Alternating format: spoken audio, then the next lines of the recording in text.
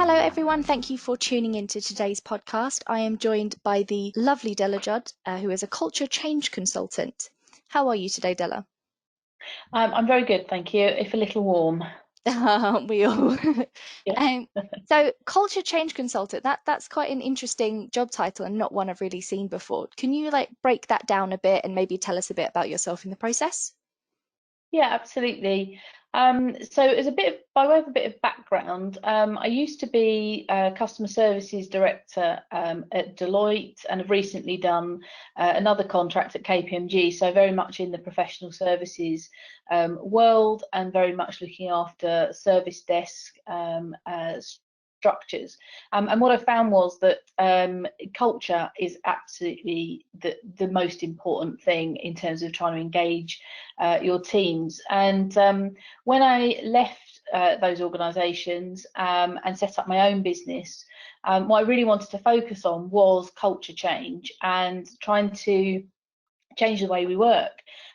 Whether that be about how you engage with the team, how you engage with the management structure, or whether it's training or making things fun at work, it all kind of leads to that cultural shift. And so what I do now is either through executive coaching, which I do with some clients, or with organisations themselves, is really try and look at how to make some of those cultural changes stick. Sometimes it's simply down to a leadership kind of directional change and change of vision. Other times it's around doing management training courses to actually teach the team leaders and managers how to actually engage with their teams. And it's such a diverse role. That's what I really love about it, because it's so flexible and it can encompass so many things. I really like the idea of the culture change aspect of it. I've been particularly interested in learning about DevOps, and particularly DevOps in the service desk environment. And that is arguably much more about the culture aspect than the technological side of things. So it's really, really interesting to understand that things aren't going to happen overnight. You know, it does require a lot of work and often help from professionals like yourself.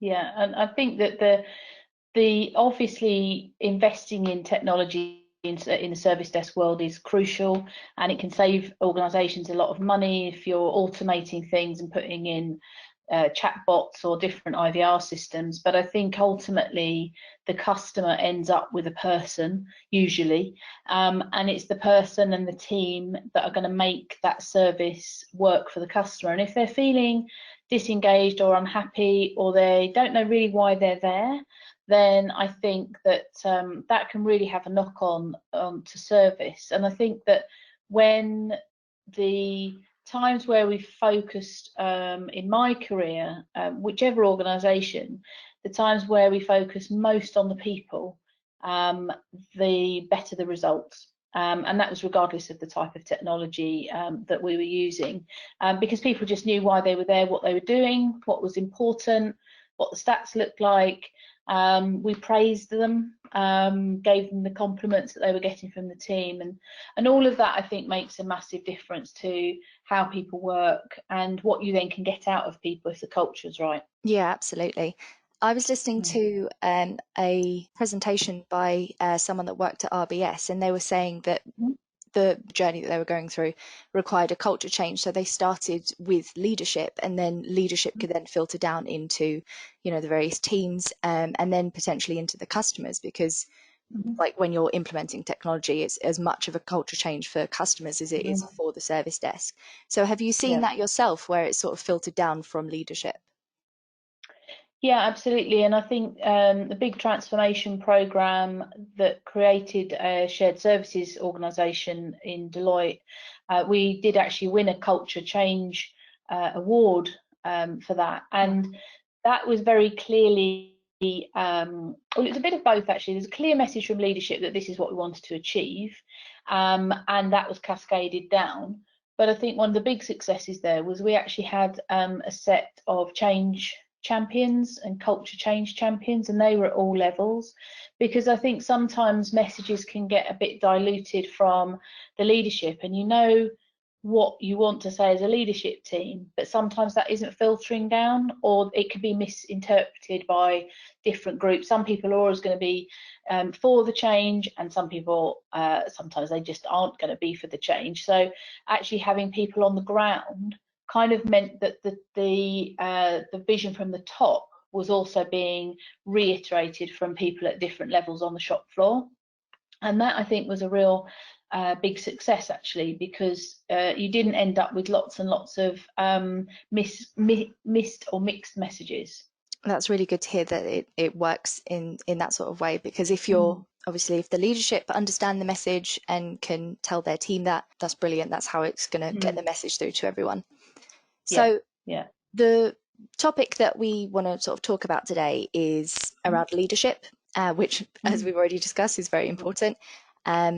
You were meant to speak at our SDI conference in March if it hadn't been unfortunately postponed to next year, and that was your session topic.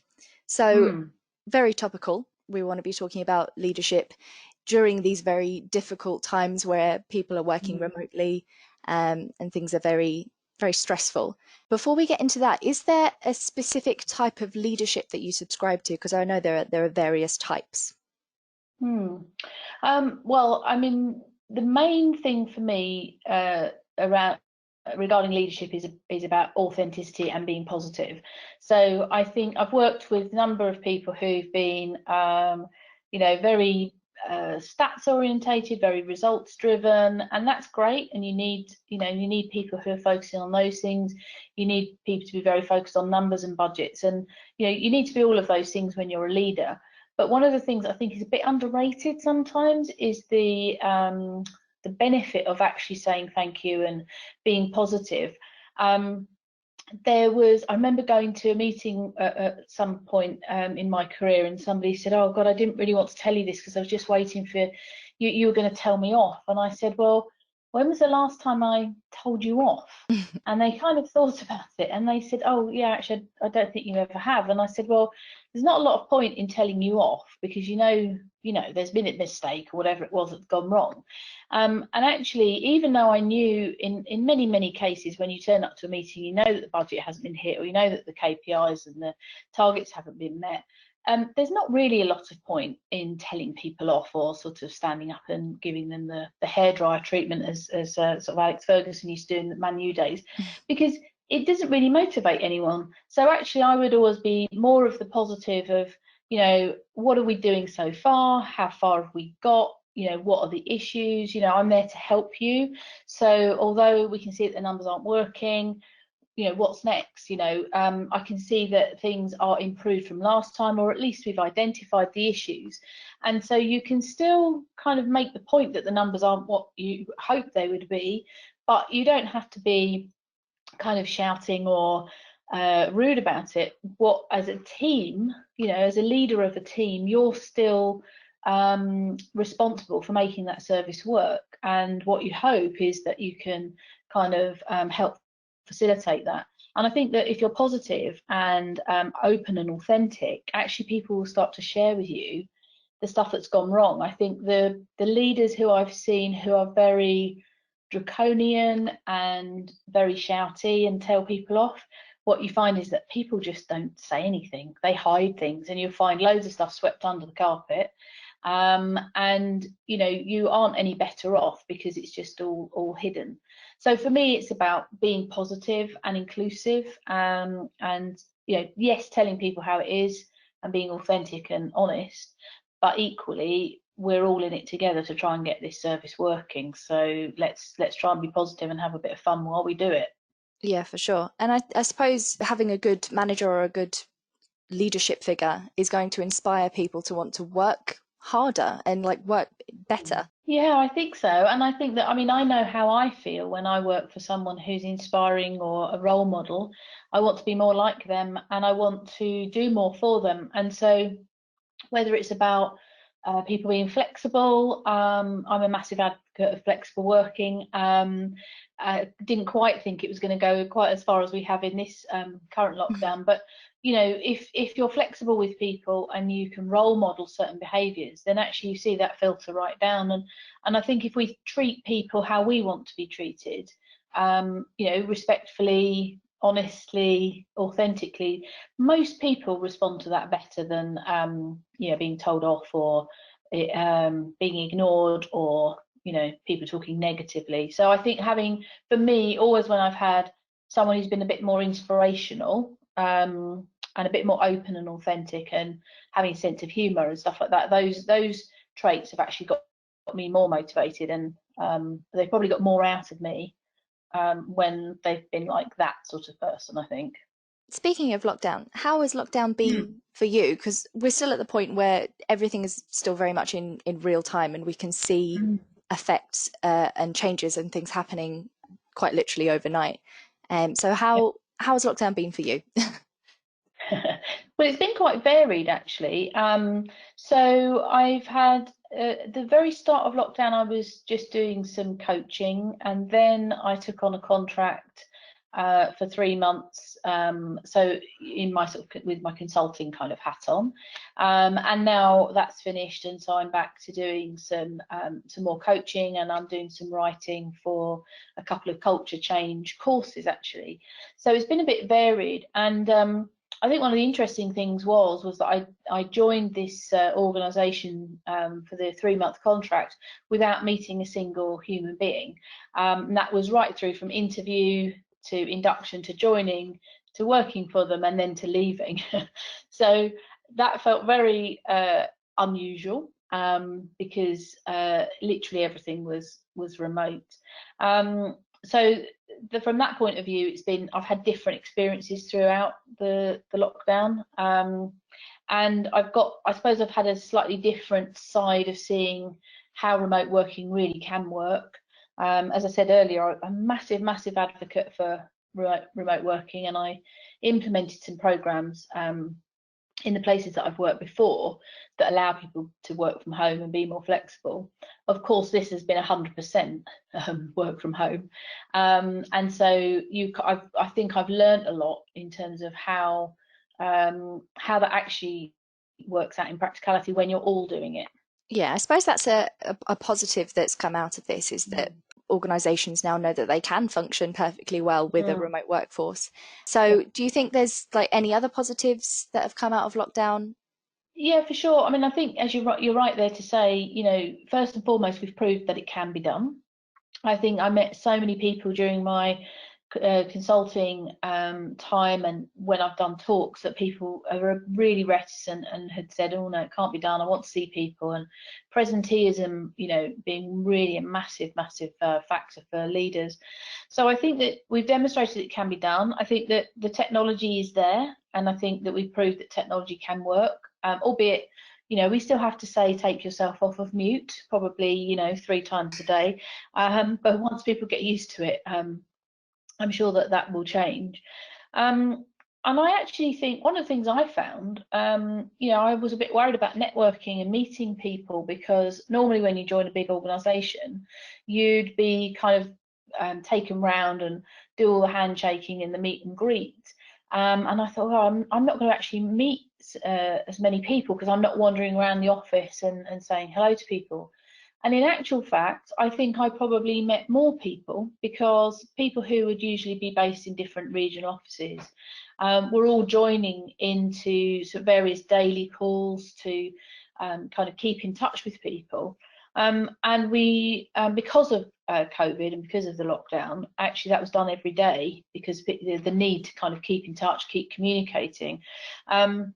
And so I think I met more people, and I think I met more people more often, rather than just maybe meeting a person on day one and saying hello. I then met some people, you know, on a fairly regular basis throughout my contract. So I think that was a big benefit. I think a lot of people said they got a lot of work done. I think that the productivity went up for some people. I think that for some maybe it was harder, but I think that you saved a lot of time in terms of interruptions, and some of that wasted time. But I do think that came at a bit of a cost, because I think that people were going from meeting to meeting to meeting without taking a proper break, because yeah, if you're in the office, you would just, if you were working towards 2 different meetings, and you could nip out of one and pop to the loo and come back out again. Whereas the online culture seems to be you just click off of one meeting and click on to the next one. So I think productivity probably was better, but maybe the downside was a bit fewer breaks and some of the issues that brings. Yeah, it's hard to understand the separation between work and home if your work is at home. Yes. Obviously, people have been doing this for a very long time. Some people that I work with work from home all the time.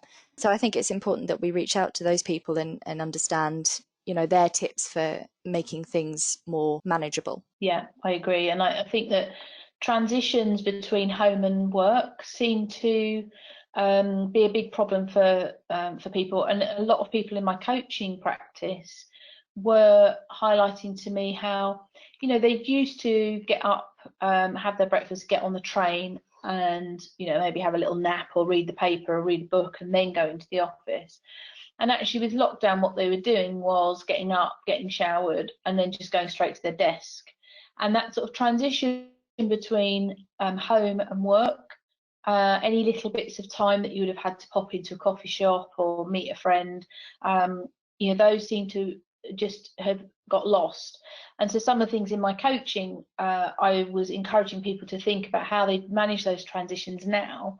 And of course, at the start of lockdown, when it was a bit of a novelty and a lot of work had to be done to get this to work, you could understand that. But if this is going to be a longer term thing, then I think people need to really think about what their start and end of their day looks like, how they transition from home to work and work to home, how they manage to have some exercise and some breaks and some time in their own space.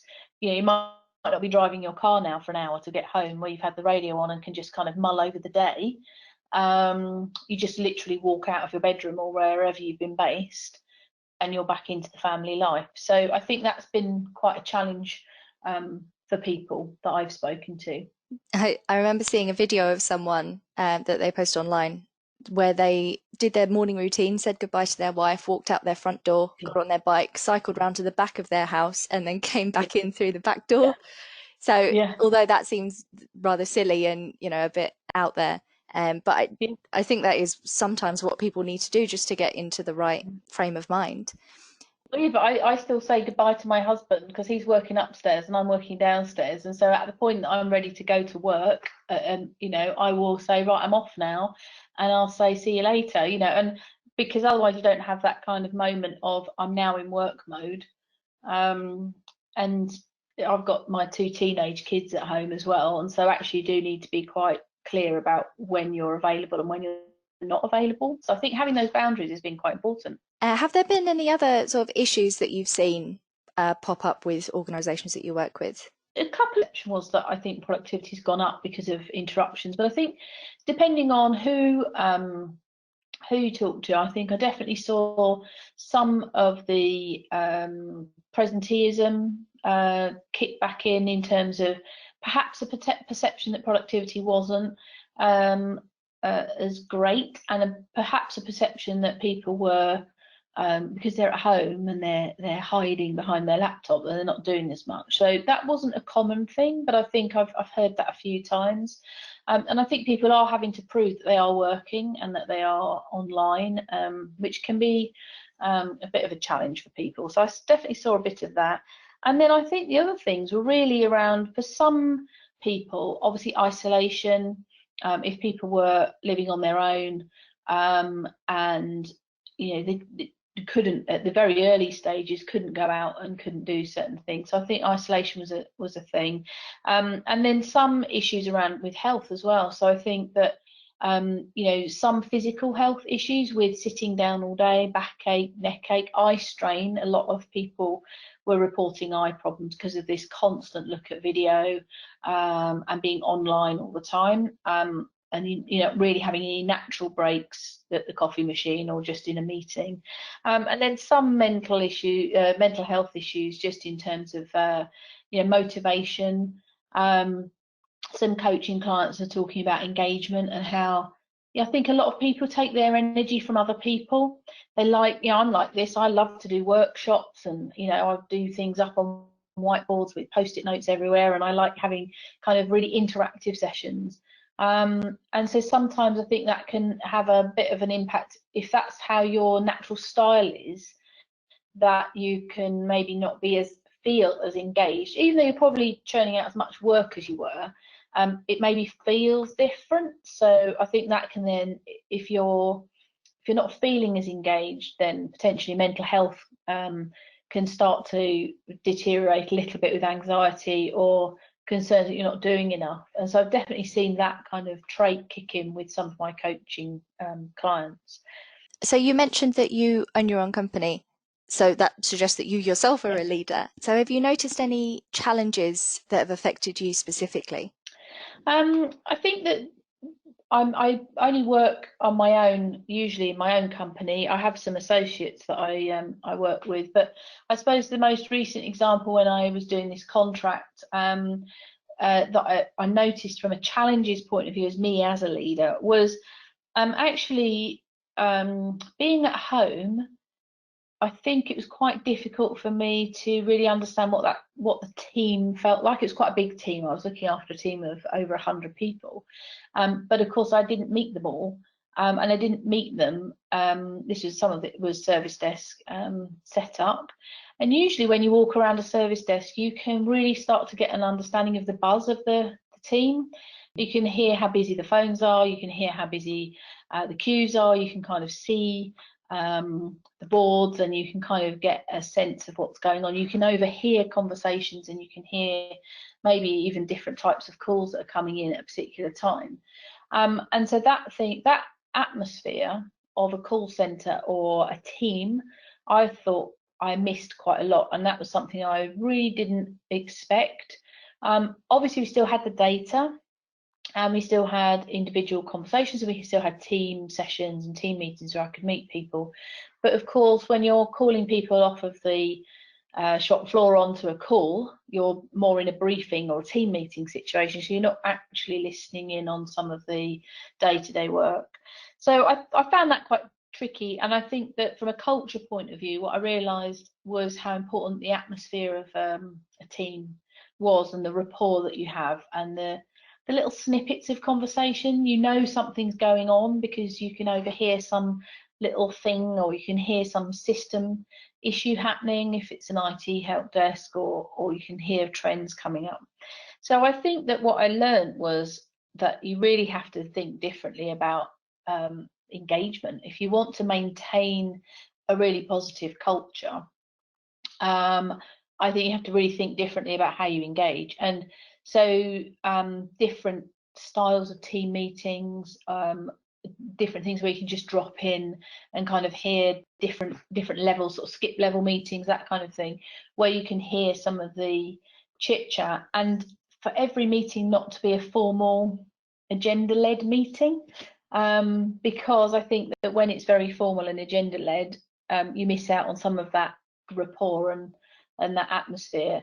So I guess they were the challenges that I saw trying to lead remotely. And I think as a leader, it makes you think quite differently about how you can engage, because you can't just walk up and down the shop floor chatting to people, or you can't get the same energy across in a town hall or something that you might have done before. You're having to be a little bit more inventive with your use of online messaging. Do you have any other sort of tips to keep teams engaged, motivated, dynamic as a leader managing remotely? I think one of the key things for me is about keeping up the contact. What I noticed at the very start in some of the businesses that I was working with was very, very early kind of engagement of daily calls, daily emergency calls, like this is how we're going to get set up, and this is what we need to do, and have we got everything sorted. And of course the adrenaline's flowing at that point, that very early sort of stage of getting everything up and running. And I think then, and that worked, and I think a lot of people that I spoke to in all sorts of different organisations did keep a lot of those going. What I then noticed was that some of those would then start to, well, we'd only do this 3 times a week, we'll just do it twice a week, because people were suddenly quite busy and spending half an hour every day on the phone talking about stuff, perhaps lost its urgency. But actually, I think that daily contact is quite essential, because it might be the only time someone actually gets to have a proper conversation, especially if they're living on their own. And I think it's important just to keep some of the messaging flowing. So, you know, things are changing all the time still, aren't they, in terms of lockdown, and, you know, whether we can go back into the office if we're office workers, whether we're being encouraged to or not encouraged to, and how things will work. And so I think that messaging and signposting what's coming, I think the more frequently you're doing that, even if you're just sort of checking in on people and then signposting that, yeah, it's going to be another 6 months or 3 months or whatever before we go back in. And especially if any organisation is experiencing difficulty, I think there's potentially a tendency to kind of shut up shop and kind of keep communications to a minimum. But for me, open communication and trying to keep that authenticity up is really important, because all that happens, what happens is when we have a void, the void is filled with gossip and kind of uncertainty. So I think keeping up the contact was a really important thing. I think the other thing which surprised me actually as a tip was the use of video. I think at the very start of lockdown, I was probably an anti-video person. Didn't like the feeling of constantly being watched, and kept looking at my own hair and thinking, God, you know, I've got too many grey hairs, whatever. Because, you know, you're looking at yourself all the time. But actually what I realised was, when I was managing a team and doing my coaching, is how much you can read through body language. And it was really noticeable on some days where, you know, because we had this daily contact and it was by and large video, you could definitely tell when someone was having a bad day just from the way that they were slumped in their chair, or the way they didn't want to look at the camera, or maybe they didn't want to turn the camera on. But by that action, you kind of knew, you know, and you could say, "You okay? You're looking a bit miserable, or you're looking a bit low," or and in coaching, I use a lot of body language, because it is another tell in terms of how people are feeling. So I would encourage the use of video. And for my own part, I think, I don't know if everyone else thinks this, but I behave better when I'm on video. If I'm on audio and I'm listening in on a conference call, there's a temptation to look at my email, or look at my phone, or sort my desk out or something. I'm not actively participating. It's just human nature, because I think with video we are engaged. It's like, you wouldn't do that if someone was sitting in the room. You wouldn't pick up your phone and start having to scroll through. Whereas if you're just listening in, and certainly if you're not really an active participant and you are a kind of you know, listener, there's a danger that you just zone out. I've had so many experiences where people who they're clearly not listening, and they get asked the question and then you have to go back and repeat everything because they clearly weren't engaged. And I think that's just bad manners. So I think my tip around using video is around engagement as well. It's about making sure you're engaged and making the use of your time, so that you're actively taking part. And I mentioned earlier just around these, making sure you're just having these kind of coffee and fun conversations. I noticed that most people are putting in meetings for 30 minutes because that's what, you know, Outlook allows you to do. And people are kind of getting a bit more formal. Please, can I talk to you about this thing? Please, can I book in half an hour? Rather than just picking the phone up. You know, if we were in the office, we'd wander over to someone and say, "Oh, hey, Scarlett, can I just talk to you about this for 2 minutes?" And that would be done. There was a tendency not to just call people. We'd book a slot in with you next week to talk about it. And so I would try and avoid some of that formality if it's appropriate, just to give people a quick message and say, "Can I ring you now?" And we'll just have a quick 2 minutes, and, you know, keep it light and keep it a bit more fluid, I think. to make it feel a little bit more like you're in the office. Yeah, that definitely makes sense. Trying to create that same environment where you do just go up and talk to someone because you see that they're free. I have a couple more questions for you. So, taking everything that we've spoken about today, do you think that this is going to change the future of leadership? So, if we continue to work from home long term or flexibly, how do you think that's going to affect leadership and any other long term effects? I think it does change leadership, because I think that the style that people use, they need to think a bit more about how they come across. So I think that leaders will just have to really think about how they're engaging with their teams, how they get messages across. And I think that on an individual, if you're a team leader, you've got to really know your people. And I'm always a massive advocate of knowing your people and kind of being human and really knowing each person individually. And I think that that's even more important now, because not only if you're in an office, you should know the person and what motivates them and what makes them tick and how they work. But now you've got actually home environment to consider. And so some people who are in shared accommodation or on their own in a studio flat or with young children or perhaps children not at school, all of these things now actually do have an influence on how people can work. And I think if leaders don't have conversations that are, a little bit more personal and supportive about how it's best for you to work in this environment, I think they're going to miss out on quite a bit of the opportunity to engage and motivate their people. So one of the things I advocate is that kind of human leadership and really getting to know each individual person rather than managing just the team. And I think that that's something that being remote is going to just heighten. I think quite a few people need probably just to take a few minutes as a leader and just think about what their style is, because I think that if it's unchanged, I think they'll miss out on perhaps some of that more emotional engagement. That's a really nice take on it. I mean, I myself am not a leader, but hopefully I will be someday. So I'll definitely take some of the tips and advice that you've given us today and take that into any future leadership that I do. Good luck. So one final question. I ask all my guests this, and I normally get moaned at because it's quite a big question. Okay. Quite simply, I would like to know what inspires you, because the Service Desk Institute's strapline is surprise, delight, inspire.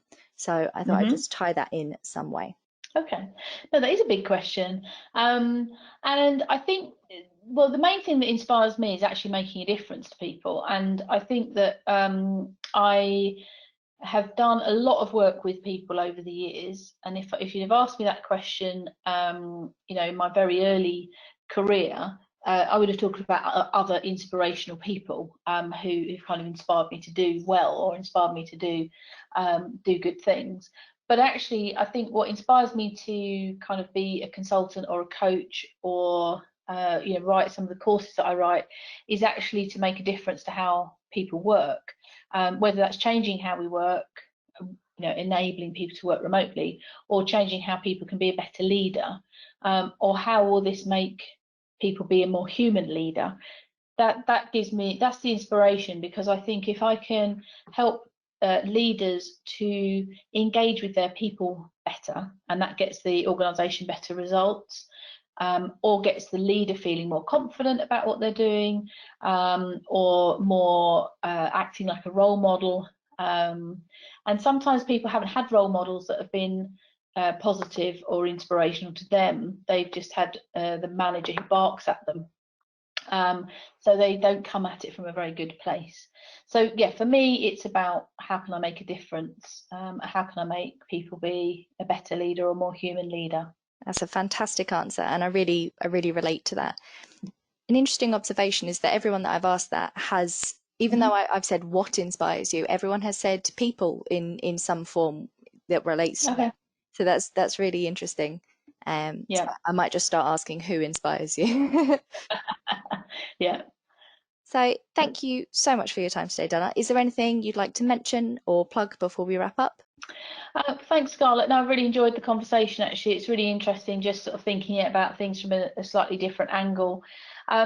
I mentioned that I'm writing some material on being a human leader.